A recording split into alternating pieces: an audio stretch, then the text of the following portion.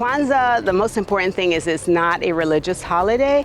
It is a cultural holiday that was created to help African Americans after they were enslaved and after all of this divide within the African American community, to kind of bring us back together, to kind of help us to buy from each other, work together, unite as a community. So it's very community and culturally focused around the African American community.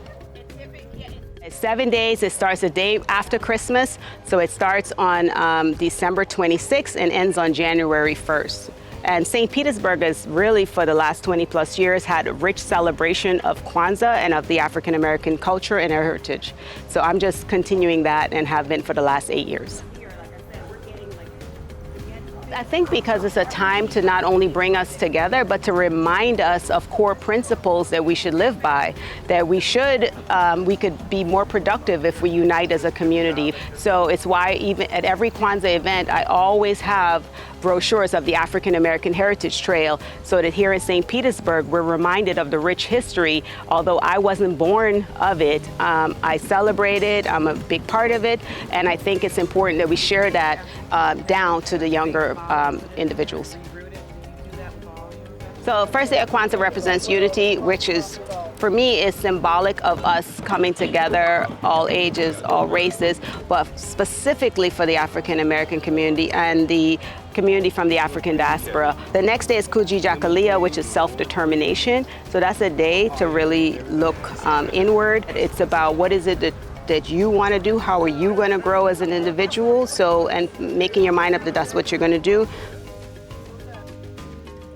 Today there's going to be drumming and dancing, and we're harvesting right now. So we're harvesting root vegetables, which in the fall time it would be normal to harvest some root vegetables. So we're harvesting cassava, or some people call it yucca, and we're also harvesting sweet potatoes, which is more known here in America. So to me, it's about wrapping the African diaspora, and for those of us from other places now living in America.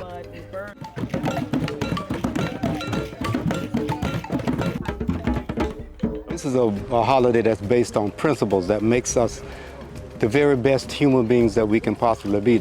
And so this is the whole purpose of starting Kwanzaa, was to give the African Americans a holiday that they could practice. When you give up your culture, you immediately become nobody, because culture is how you identify yourself as a people. And so Kwanzaa is a way of sharing some of our history, some of our ancestry. Well, Kwanzaa is, I think it's an important way for people to come together and just remember a little bit about the history and culture that we have.